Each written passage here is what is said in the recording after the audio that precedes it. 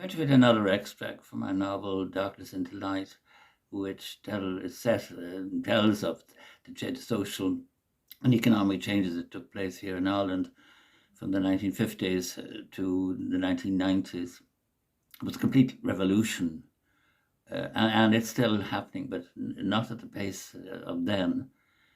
In this extract, Elizabeth, my main character, she's the daughter of a prominent mill-owning family in a provincial town in County Wicklow, and she falls in love with a young Protestant farmer, and that's the problem: inheritance in between Catholic Protestant.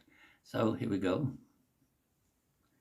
I parked the car down the road from Ballyone, intending to slip into the house with my mother noticing and get Tom's note from meeting and then meet him. The hall was silent.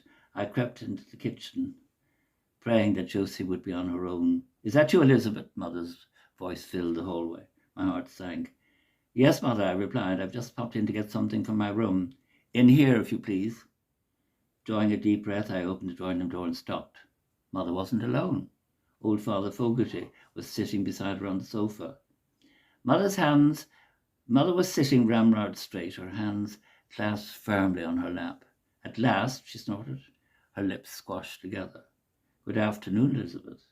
I nodded curtly at Father Fogarty and turned to Mother. "Is something wrong? I gather you've been seeing Tom Killeen." "What?" "Don't deny it. I saw the note he left with Josie." "What of it?" I said, recovering. "I'm over 21, in case you've forgotten." Now, Elizabeth, we only want to help." "I'm not aware of asking for help, Father," I responded sharply without looking at him. Tom Killeen's a Protestant," Father Fogarty sounded as though he was revealing a shameful secret. "Really?" I turned towards him and raised a quizzical eyebrow. "That's no way to—" Mother's mouth straightened with fury, but she restrained herself when Father Fogarty held up his hand. He intended taking control, as he always did when one of his flock threatened to undermine his authority. They tell me in Ballymoe, that's the local town, that Tom Killeen's a good living man, a fine son, and a hard worker too. But you've been asking about him in the village?" "It'll never do," Father Fogarty continued unctuously. "You'll meet someone else, a good Catholic, and Protestants are but one step above heathens." Even Mother was shocked, taken back by that remark. "You're not to see that boy again." Her tone was sharp. "Tom and I are getting married. You are not to see him again. Why? You have no objection to see George seeing my... Sorry, I have to go back to that sentence. Why? You have no objection to George seeing Mary Cleary. Whatever her social shortcomings, at least Cleary is a good Catholic girl," Father Fogarty interrupted with a slight cough. Mother nodded vigorously. "Exactly." "I'm going to see Tom," I said, my cheeks flushed, my voice rising. "Good afternoon, Father Fogarty." "I haven't finished." Mother stood up and attempted to bar my way, but I brushed past her towards the hall door. "I went to see Mrs. Killeen this morning," she called after me. I swung around and grabbed the hall table for support. "You didn't? How could you?" Blindly, I ran back down the hall and banged on Father's study door. "Father, it's Mother." I heard the key turn and the lock clicked. The door slowly opened. Father stood in the doorway, a haggard look in his face. "Stay where you are, William. I'll deal with this." "Speak to her, please," I begged.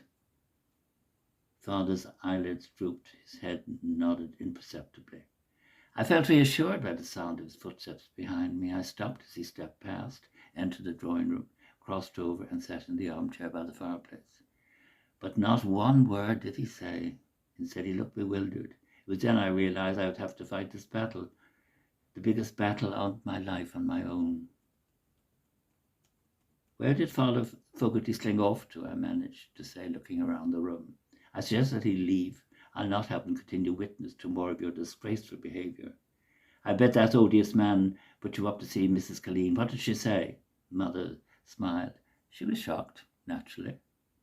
"Well, I'm seeing her this afternoon. She won't see you. Tom has arranged it." Mother's eyes glinted like two tiny coals. "She'll disinherit the boy. Do you imagine for one moment that Mrs. Colleen would allow generations of Protestant land to fall into the hands of Catholics? Are you that stupid? I promised Tom I'd bring them up as Protestants. Protestants, is it? Your promise wouldn't be worth the paper it's written on. I'll make sure to tell Mrs. Colleen as much. Bitch, I spat at her. Mother got up from the sofa. Her cheeks were flushed with fury. How dare you speak to me in that manner? Tom and I are getting married. I clasped my head between my hands to stop myself from screaming. Will you give me your word not to see him again? Mother said, struggling with my wrists to pull my hands apart. No, I said, shaking my head for emphasis. There's nothing more to be said. Do you hear me? You're off to London, out of harm's way. London? I stared at Mother in disbelief. I'll not have you subject to town gossip if words get out about you and the Colleen boy. Peggy, Father woke as awakening from a dream. That's enough, please. But Mother didn't even glance at him.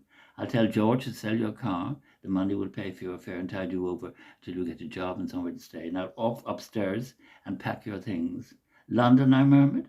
I glanced at Father, sunk in his chair, shoulders sagging. He stared into the fire. I remained still for a moment, begging him to look up, but he didn't. Disgusted, I went to my room and started packing. I drove to Thomas Farm that evening after dark, so I wouldn't be recognized. I passed it slowly, too afraid to stop. I saw a light in one of the upstairs room, his room. I was on the verge of calling up to him. I don't remember driving back to Dublin. Never before had I been plunged into such despair as when standing on the quayside waiting to board the boat to Liverpool. The sound of cows bellowing in the hold accurately referred to it as the cattle boat. Sorry, can I just go back on that? The sound of cows bellowing in the hold accurately referred to as the cattle boat, only served to increase my despair. As the boat streamed down the Liffey and past the Poolbeg lighthouse, I leaned on the ship's railing, contemplating the spume spreading fanlight in the boat's weight. I wrapped my arms tightly about myself as if to stop my body from shattering into little pieces. I can't find the words now to express my anguish. That actually, last piece, reflects what actually happened to me, because I, in the 1960s, fell madly in love with a Protestant girl. I was Catholic then. She was not only Protestant, but divorced, so marriage was out of the question. And I, too, used to drive down to her house. And then eventually I went off to visit some friends in Portugal. And that's just to illustrate how in my writing I draw from my own experience, or the experience that people have told me about themselves.